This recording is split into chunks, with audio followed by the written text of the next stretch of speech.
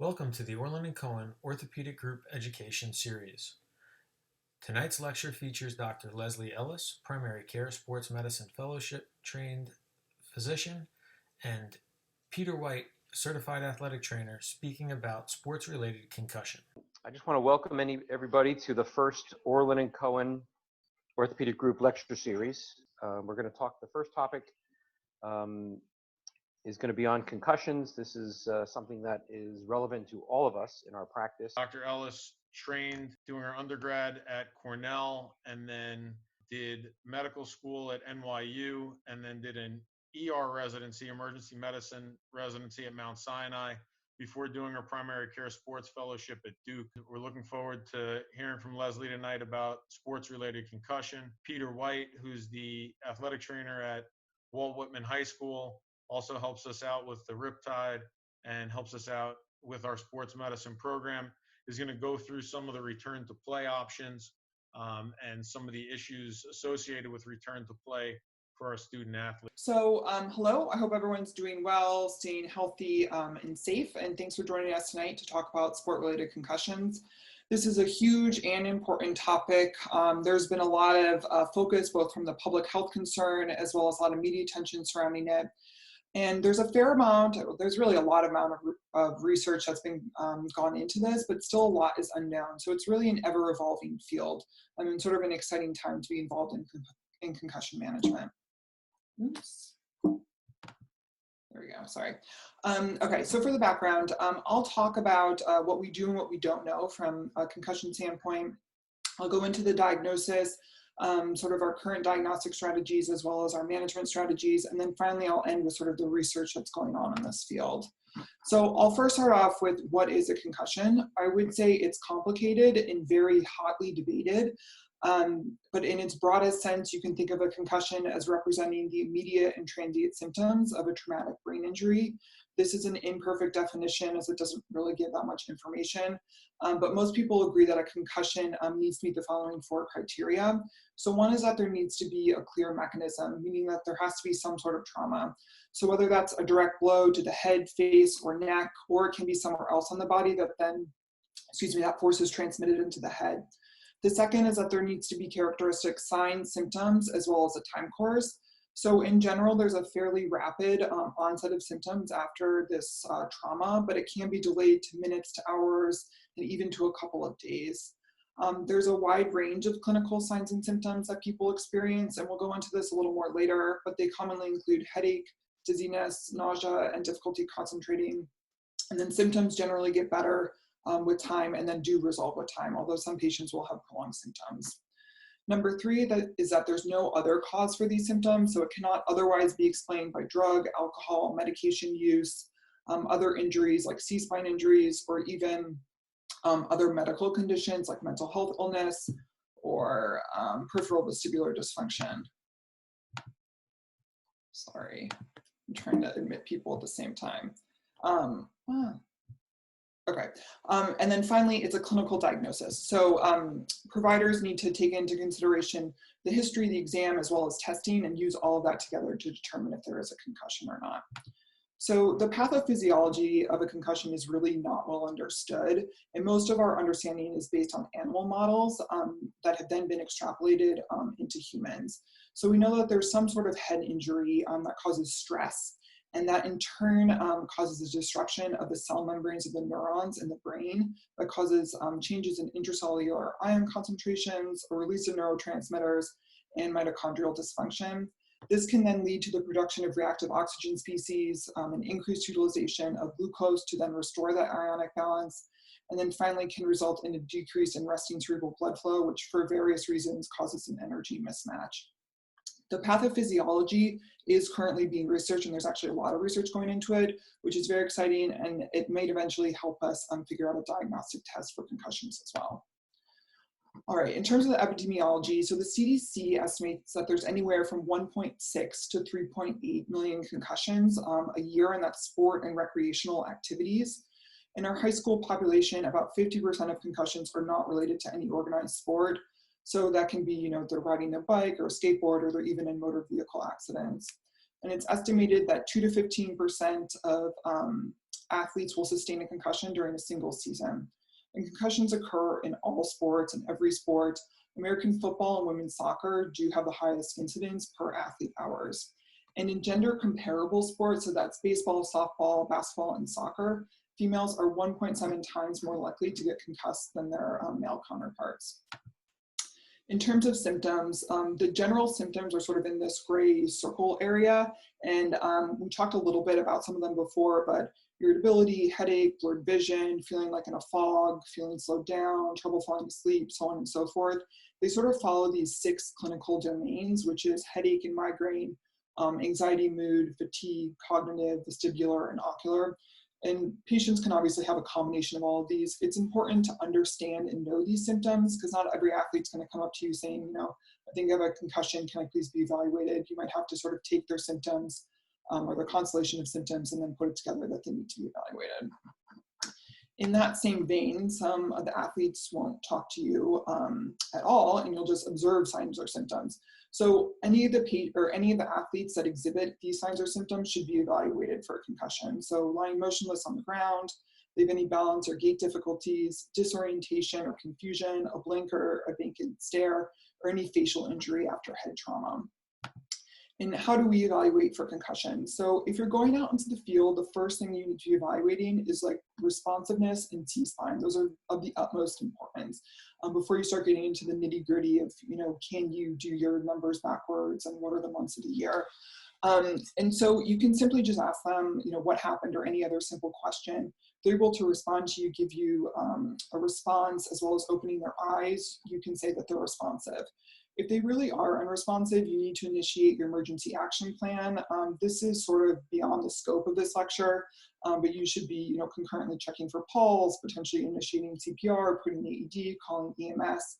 But within all of this, someone needs to maintain C-spine precautions, or you need to maintain C-spine precautions, because any patient who's unresponsive after a trauma should be presumed to have a C-spine injury.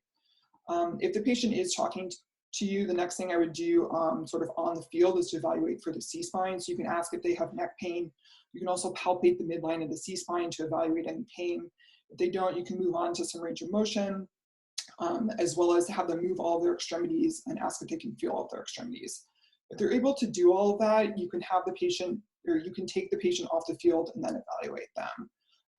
In an ideal world, this should really be done. The evaluation for concussion should be done in a quiet setting and without distractions, but sometimes that's not possible, and we sort of do the best we can with what we have. So for a sort of sideline evaluation, I recommend using the SCAT-5.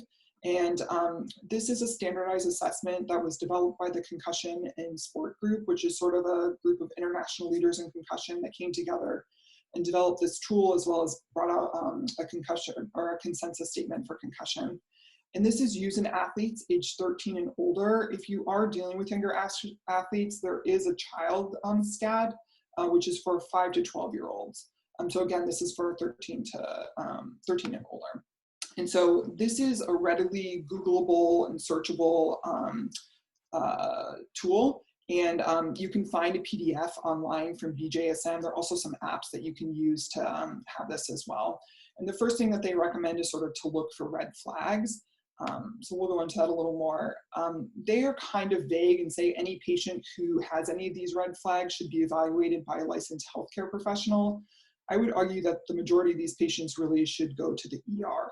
So if you have any neck pain, and specifically midline C-spine tenderness, that's concerning for a C-spine injury, they should go to the ER.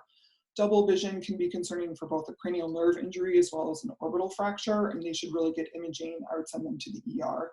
Weakness, tingling, burning in arms or legs. This is multiple extremities. That's concerning for a spinal cord injury. This is not your like stinger or burner that's happening on one arm. It's really multiple extremities.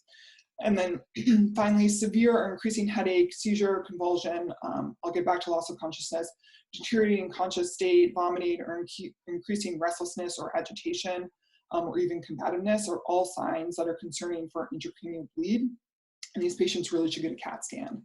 The loss of consciousness is sort of a hard one. Some people will say that they have, and some people do have sort of a brief loss of consciousness after initial injury, or when you're asking the athlete, they'll say, yeah, maybe I passed out a little. I would say if it's brief at the initial trauma, they probably need an urgent evaluation, but I would not do like lights and sirens to the ER. If they are, walking, talking, and then subsequently have a loss of consciousness, that is much more concerning. I would send them to the ER. All right, so moving on in the SCAT-5, they then go on to observable signs. We talked about this. These are reasons that you should be sort of getting an athlete and evaluating them for a concussion. These are lying motionless in the playing area, balance or gait instabilities, displaying or vacant scare, so on and so forth. They then recommend doing Maddox questions, and these are sort of kind of like memory assessments or orientation. They're more specific than just asking the simple question of who you are, and they have increased sensitivity for diagnosis of a concussion when it's combined with both the symptom checklist as well as the modified BESS. I would argue you don't have to do this when you're on the field. I would not go through all the Maddox questions because really you need to be moving on and looking for the responsiveness or consciousness as well as a C-spine assessment. So I would sort of skip over to the Glasgow Coma Scale. Sorry, many more people. Okay, so the Glasgow Coma Scale, it's a much more formulaic way to look at responsiveness or consciousness. If they're able to talk to you, they're opening their eyes and they're moving all of the extremities, they have a high Glasgow Coma Scale, but you can go through this and give them actual scoring. And then finally, cervical spine assessment. Like I said, this really should be done on the field if you're evaluating someone. If you're evaluating someone on the sideline, it's really just a reminder that it should be done fairly quickly in your evaluation. All right, so on the field or off-field, office or off-field assessment, they recommend doing an athlete background. I don't think that's necessary when you're doing the sideline assessment. I would do the symptom evaluation though. So the way the SCAT-5 was developed is that you should be having like a paper in your hand and then giving it to the patient so they can then in turn circle what their symptoms are and how severe they are.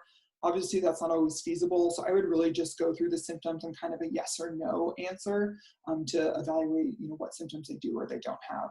And symptoms are really the most sensitive indicator of concussion, so I really would go through all of these with them.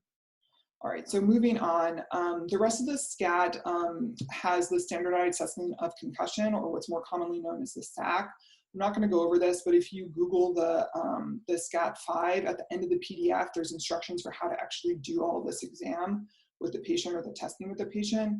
It involves orientation, memory, concentration, as well as delayed memory.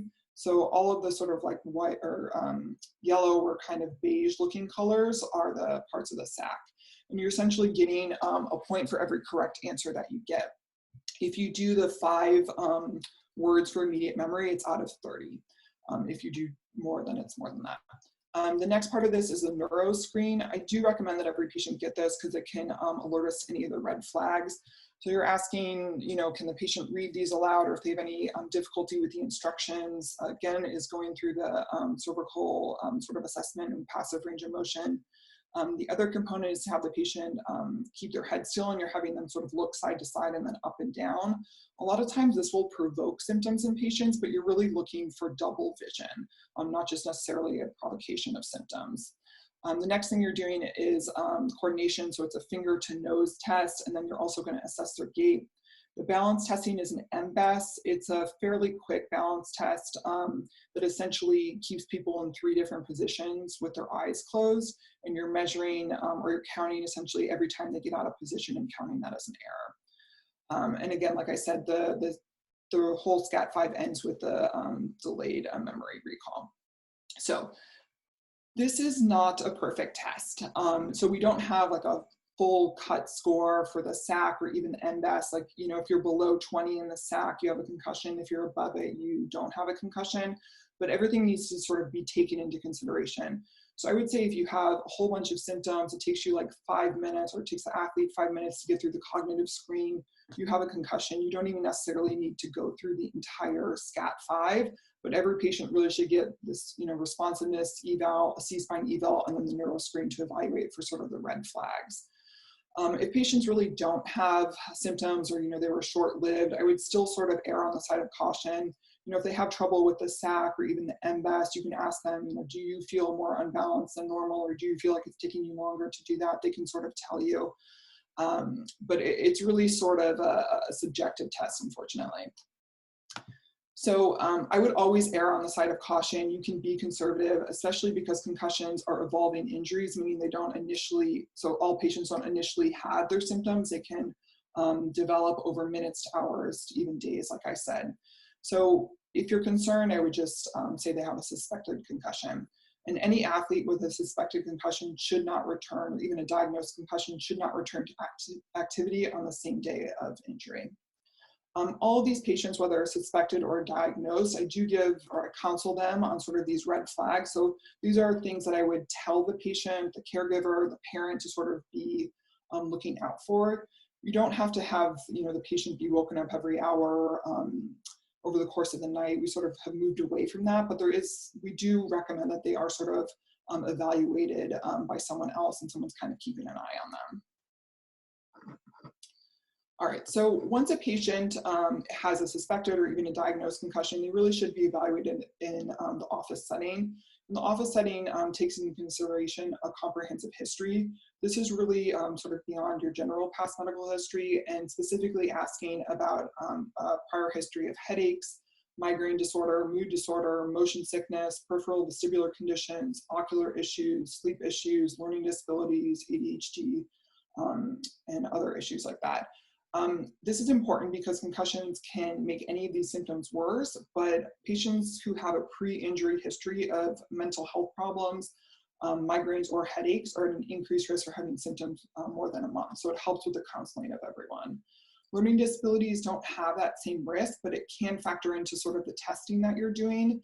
And it also probably needs to be taken into consideration when patients are going back to more like cognitive heavy things like school or even work. Part of the history should also include a detailed injury mechanism to make sure you're not missing like a knee or a shoulder injury. There's symptom trajectory from when the initial injury occurred to when you're evaluating them. You can ask them about sleep and wake disturbances as well as amnesia, and then a history of prior concussions, what their symptom trajectory looked like and what their recovery looked like, because most likely the current concussion will sort of mirror that as well. We then move on to the symptom checklist or the symptom score. This is similar to the SCAT-5. I do have this printed out on how patients fill this out themselves. And it's really useful to help track their symptom trajectory sort of as you see them over multiple visits. And the strongest and most consistent predictor of recovery is a patient's initial symptoms in the first day or even the first initial few days. So if they have a really high symptom score, meaning they have either like a high severity of symptoms or a lot of symptoms, they will most likely have a slower recovery than someone who has less than them. And the development of subacute like migrainous headaches as well as depression are also risk factors for persistent symptoms lasting more than a month. All right, so the next part is a neuro exam. We usually assess cranial nerves, coordination, gait, motor strength. We again look at the C-spine, assess for pain, palpation, the range of motion, strength, sensation as well, and then reflexes. And then we get more into their neurocognitive tests. This is quite similar to the SCAT-5. It includes a mental status as well as cognitive function, immediate delayed and working memory. I do a balance test. I do the same MBES because I think it's quite good. And then I also do vestibular and ocular testing in the form of bombs. The picture on the screen is sort of a depiction of that. About 2/3 of patients will have vestibular symptoms, so I find it quite useful. And then a little under half of patients will have ocular symptoms. So there's unfortunately not one single test to be able to diagnose a concussion. It's really a combination of their symptoms, how well they're doing or not well they're doing on these tests, how much these tests are then provoking their symptoms. You can also have a conversation with the patient, if the parent's in the room or a caregiver or a coach. Do you feel normal? Are they acting normal? Do you feel like things are difficult, like at school or with sleep, so on and so forth.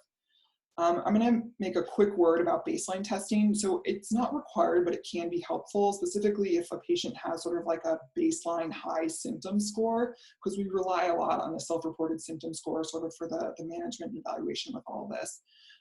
Repeat testing can be used for a number of different things, but in general, it's usually help to assess the decision to return to play. So it's usually used in patients, or it's usually performed in patients once they're asymptomatic. All right, and so management of concussions, the majority resolve just with relative rest and time. In older patients, so this is 18 or over, A normal concussion lasts for 2 weeks, and the majority, so 89%, will resolve in 2 weeks. Recovery is usually longer in patients under the age of 18, and we consider a normal concussion 4 weeks in those patients. And while treatment really is individualized based on their symptoms, we do sort of have this overarching theme of relative physical and cognitive rest. We no longer recommend dark room or even cocoon therapy, as it's been shown to be more detrimental. It essentially makes people more depressed. But we recommend sort of a symptom-limited cognitive and physical rest for about 2 days or so, followed by a gradual increase in activity with the main goal of staying below symptom threshold. So people use symptoms sort of as their guide. There's pretty good evidence that the addition of physical activity after about 2 days of this relative rest has been shown to improve recovery in acute concussion. So I recommend that my patients do either like a brisk walk, or if they have access to a stationary bike, they can use that for about 15 minutes a day. They should not be sweating or out of breath. And again, it should not make any of their symptoms worse. We'll talk a little bit about therapy, return to learn, return to play a little bit later, but those are all part of the management.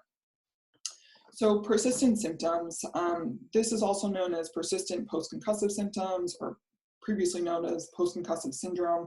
It's really symptoms that last longer than what we consider as normal. So that's 2 weeks in adults and about 4 weeks in kids or under the age of 18. Risk factors for having persistent symptoms are increasing age, female sex, and non-sport related concussions. And the treatment, again, sort of is this symptom-limited approach, but also is, we also want to use a lot of our team members as well. Again, cognitive work should be modified or limited so it doesn't exacerbate symptoms. Patients who have like real cervicogenic pain or even vestibular symptoms, there's very good evidence that targeted therapy can improve their outcome. In terms of ocular training, sometimes it's hard to kind of like parse out if they're really having ocular issues or if it's more of like a vestibular system issue, but you can send patients to ocular therapy to essentially have like tracking and even focusing, and there is some evidence that it is helpful. Like I said, progressive exercise has been shown to be helpful in the recovery. You can give sort of that blanket statement of 15 minutes, but there's also ways to be much more systematic about it. And you can use the Buffalo Concussion Exercise Treatment Protocol for that. That's essentially putting a patient on a treadmill and starting them at like a very slow walk and then increasing their activity, and all the while measuring essentially their heart rate as well as their symptoms. Some people do measure blood pressure as well. And then once they have symptoms, the test is stopped. And you can give an exercise prescription based on essentially 80% of their max heart rate that's reached without symptom exacerbation. So this is used in our elite athletes. It's used in college as well as professional athletes. And then neuropsych testing, this is different than the computerized neuropsych tests. This is a person who's going through, it's like 4 or 5 hours of paper tests with these patients. And it's helpful to detect changes in cognitive function as well as to better understand some of the psychological factors that may be contributing to their symptoms. They can help individualize treatments for more of the cognitive function. So if they have problems with memory or things like that, there's different tools that they can use to help them. And then if they really do have psychological symptoms, they can recommend CBT or cognitive behavioral therapy, and there's pretty good evidence that that helps people as well. The next thing is symptom control. So patients will have, symptoms such as like sleep disturbance, headache, nausea, so on and so forth. You can use both pharmacologic and non-pharmacologic treatments for that. I'm not going to go into that right now because it's sort of beyond the scope. And then time. Time heals all wounds. A lot of these people, really, you just need to normalize their symptoms and provide reassurance for them. All right, so the return to learn. Concussions can cause a change in attention, processing speed, short-term memory, executive function that can all make learning very difficult. So the return to learn is a process of sort of transitioning patients back to the classroom following a concussion using sort of individualized adjustments. The top part of this is really essentially just having good communication with the school so everyone's kind of on the same page. And the next part in this gray box is the actual classroom adjustments. So they can take breaks, you can reduce the actual workload, or you can give them more time. They can take tests or do work in sort of a distraction-free environment. And then, if computers or screens are really bothersome to them, they can do like printed notes or do things on pen and paper.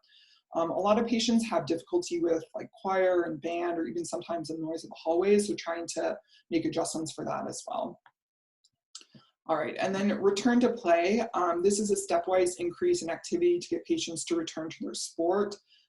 This is done after concussion symptoms have resolved. So they should be completely asymptomatic. They should be feeling at baseline. They should be going to school or work like normal and not needing any adjustments, and not taking any of that symptom specific medicine. It's a gradual increase in physical activity, and each stage of the progress should be at least 24 hours without return of symptoms before then progressing to the next stage. Pete White's going to talk more about this, so I'm not going to go into the weeds with it.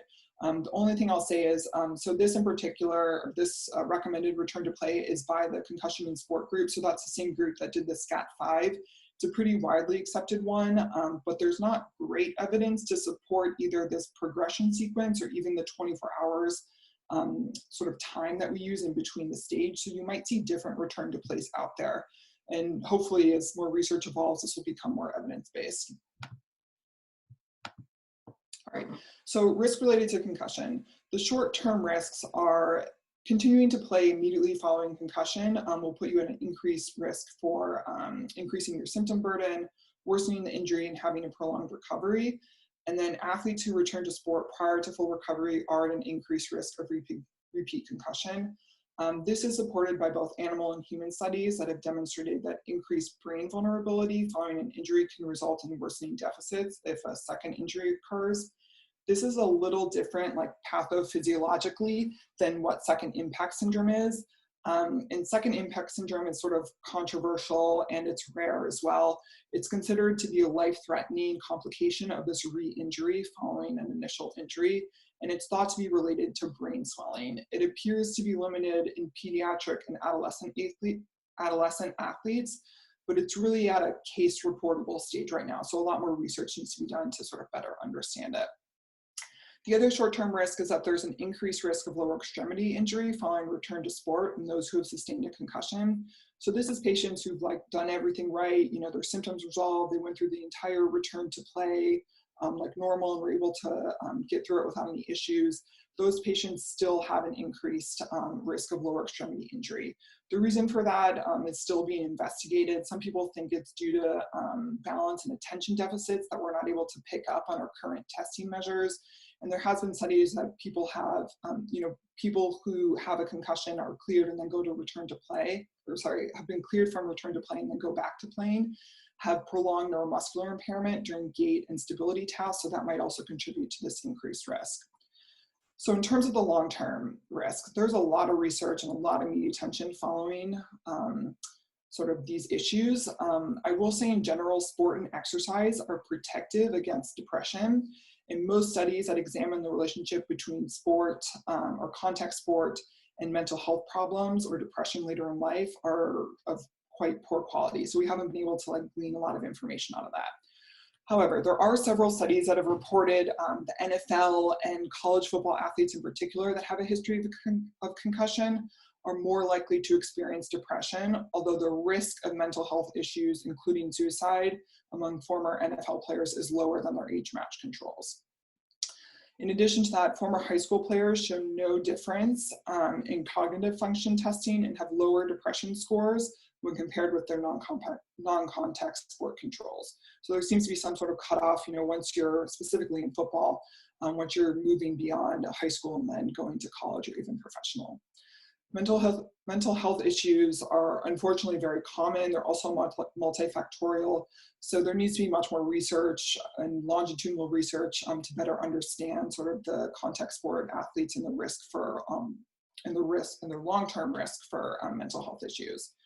So CTE, which is chronic traumatic encephalopathy, despite this comic being very anti-NFL and pro-CTE, it's quite controversial. It's described as a progressive degenerative brain disease that's thought to be caused by repetitive head trauma. There are pathologic findings that are attributed to CTE, which is tau proteins and neurofibrillary tangles. The studies looking at this have not been randomized or controlled, and I would argue they're quite biased. So a true cause and effect relationship really hasn't been demonstrated. One might exist, but a lot more research needs to be done to better determine that. So disqualification from sport, essentially how many concussions is too many? We don't have good evidence for this. I would argue 100 is probably too many, but we don't have a real cutoff number. So the decision really needs to be on an individual basis. You can consider if patients or athletes have persistent diminished academic or workload performance, they have persistent post-concussive symptoms. You know, if their last concussion lasted, months or even a year, is it worth them to go back to football for the remaining season? And then patterns of developing concussion with less force or increasing severity of concussions are also something you can consider. Again, an individual decision, you really should be using shared decision-making with these patients as well as their parents and coaches. All right, and so we're nearing the end. So concussion investigations, this is an ever-evolving field. I unfortunately don't have a lot of good news on this slide, but it's really to give people an idea of what researchers are looking at. So there's a lot of research going into apps, mainly because of their availability. I mean, most people have a smartphone, so you can use it, especially on the sideline. There's a lot of app-based measures that look at both reaction time, eye tracking, postural stability, as well as speech patterns. And all of these really don't have sufficient evidence or research to establish their utility. In terms of sensors, both helmet and non-helmeted sensors, it's sort of an interesting idea. The thought is that they can measure the forces, either from a direct hit or forces transmitted to the brain. The ones that are currently out there don't consistently record the head impact or even the force to the brain, so that's one issue. There's also no set threshold to determine, how much force will have a concussion. That's really because some patients will have really high forces or sustain really high forces and not get a concussion, and some patients will have sustained a concussion at a much lower force. So more evidence needs to be used. I will say some colleges do still use the sensors. I think it's more for like data gathering than really using or making clinical decisions based on it. So the next thing is biomarkers. This is blood, saliva, urine, CSF. It's all under active investigation. The current evidence is quite low, so it's not ready for prime time, but it may help us better understand the pathophysiology. Some people might have heard that the FDA approved a blood test a couple of years ago. The media sort of put it out as a concussion test, but the real role or utility was to rule out intracranial bleeds to decrease CT utilization, and it currently has no role in the diagnosis or detection of concussions. MRI is interesting. Your average run-of-the-mill MRI, I would say, has pretty low utility in your concussion management. It's really looking at structural abnormalities. The ones that are being researched are looking to try and see if they can determine more like functional related issues, and they use that. And so the ones that they're looking at are diffusion tensor imaging and task-based functional MRI. Their evidence is not great, so it's not currently being used. And then finally, nutraceuticals are both being looked at for treatment as well as prevention.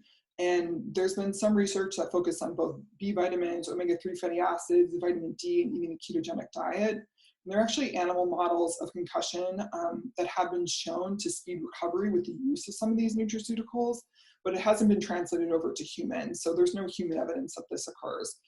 I would say the majority of the nutraceuticals have low risk and a pretty low side effect profile, so you can use them, but just so you understand, the evidence isn't 100% right. All right, so I know that was a lot. Next up is Pete White. He'll be talking more specifically about the New York State concussion protocols and return to play. This is going to be relatively short, just to go over what the New York State guidelines are. For the latest guidelines that we're dealing with concussion management in schools was released by the New York State Department of Ed in 2018. A couple things that it goes over. One, it states that every public school district has to have a CMO, which is a chief medical officer, that will oversee the school district's concussion policy.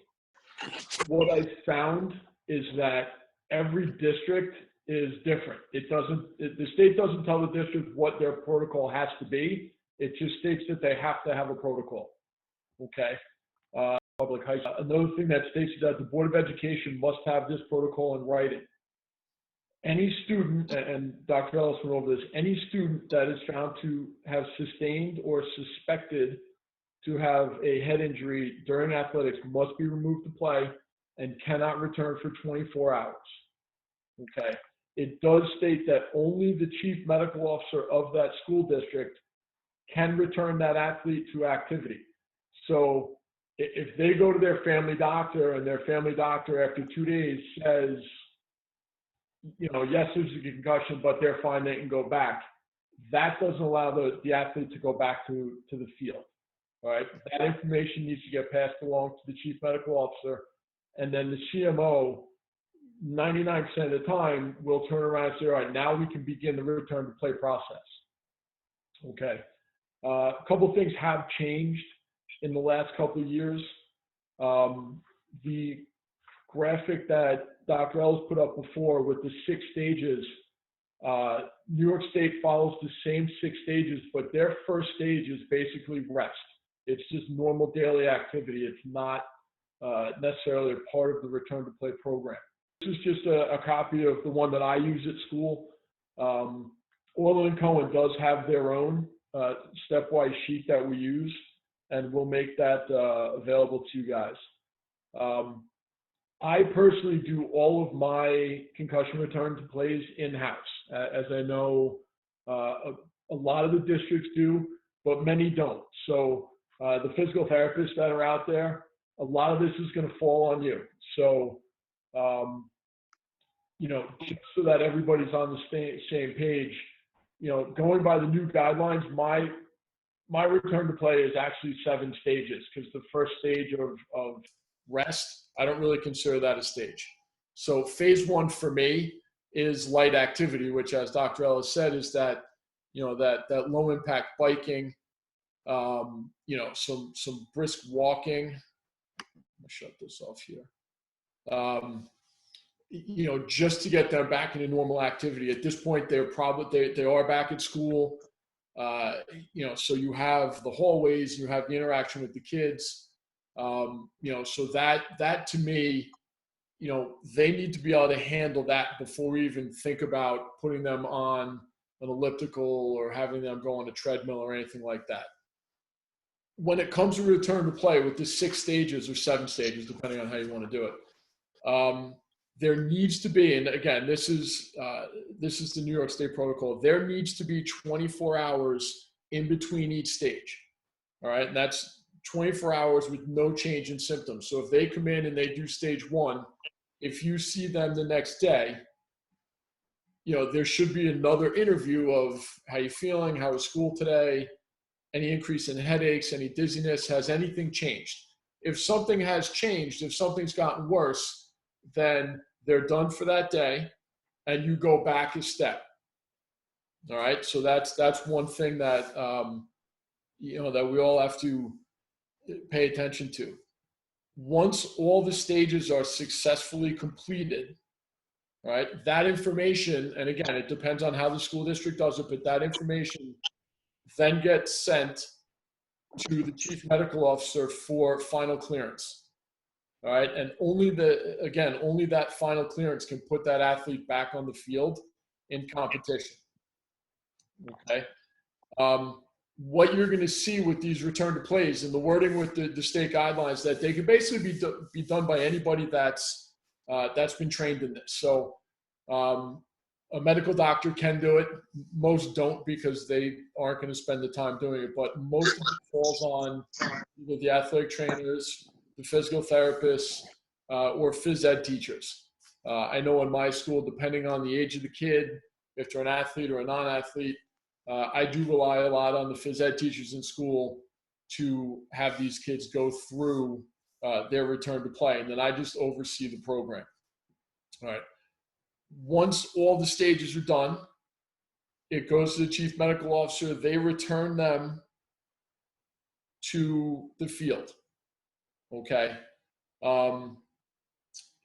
At that point, it's for me, we want to see how the kids respond. I usually will put in a couple extra days of extra practice, or, try to control how much playtime they have at the beginning, just to make sure that they're mentally and physically comfortable with their return to sport. A side piece to this, the return to learn part, make sure that they're not in band or that they're not in the lunchroom that they're not having issues in the hallway. That's a big problem that I've seen with a lot of these kids, that, just the transition from class to class is a bigger problem than them actually being in class. Okay. From that standpoint, everybody needs to be involved in this return to learn and return to play program. It goes from the medical doctor to the athletic trainer, the school nurse, the guidance counselors, the teachers. Everybody needs to be involved. And to finish up, there's a couple issues that I've seen. Again, when you go from one school district to the next, some school districts have very comprehensive programs and they're on top of it. Others, the coach and the athletic trainer, they just kind of wash their hands with it and all right, well, you'll get taken care of by an outside group, and then just let me know when you're cleared.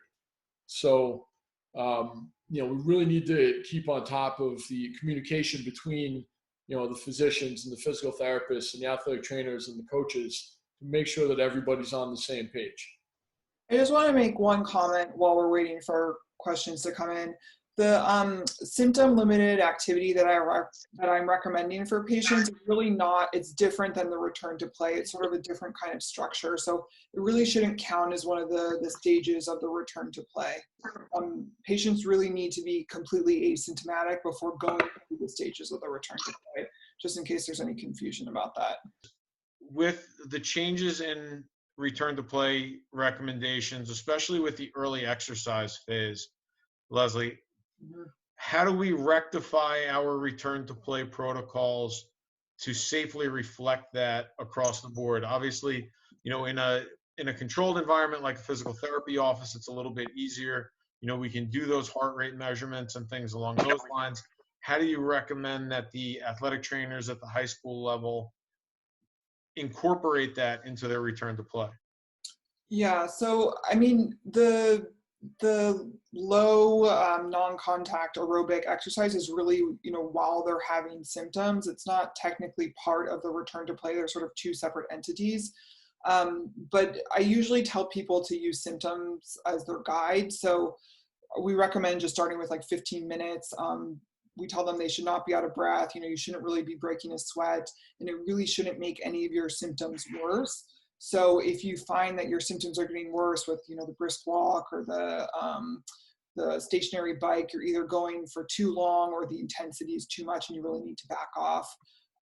The Buffalo concussion thing is nice because it gives us much more data, but I mean, that's obviously not available for everyone. There might be changes as this, relative small amount of exercise is becoming more common to our return to play. There hasn't been a lot of discussion with that. I didn't really go into this, but part of the reason the return to play is like 7 or 6 days is really because of the metabolism.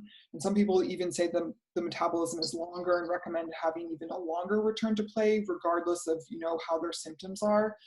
So I think there's just a lot that's unknown about all of this that, more research will hopefully help us better determine it and have it be more evidence-based. So Pete, this one's to you. If your student goes to an outside of your recommendation physician for clearance from a concussion, do you still need your school's chief medical officer's approval for official clearance, or will the outside MD be sufficient enough? You need the CMO's approval for everything. So even if a student goes to their family doctor, they're asymptomatic, and the doctor writes, symptom-free, may return to sport, that note will actually go to the nurse, or depending on how your district does it, that note still has to go to the chief medical officer for them to even approve that person start return to play. One more just popped in for Dr. Ellis, stating Pete mentioned when an athlete fails a stage, they should go back to the previous stage and repeat after 24 hours. So if they're still having issues progressing to the next level, at what point as a physician would you want to see the student athlete back? Yeah, so my recommendation for patients, or if they get stuck at a stage, I would say more than 2 days, I would want to see them back, or if they completely like keep going back and forth. So if there are like multiple episodes where they've had to redo a stage, they make it to stage 2 and then stage 3 they have to go back. So if they keep going back and forth like that, I would like to reevaluate them. My role was probably fairly limited in this sense, but I think it'll be good to just make sure that there's nothing drastic that's changing. Time will heal all this. There might be some recommendations in terms of therapy or other things that we can do. Thank you, everybody. It was a great night. We hope you enjoyed tonight's topic. We look forward to providing more orthopedic surgery and sports medicine education in the future. For additional information about the Orland & Cohen Orthopedic Group, please go to www.orlandcohen.com. Have a great evening.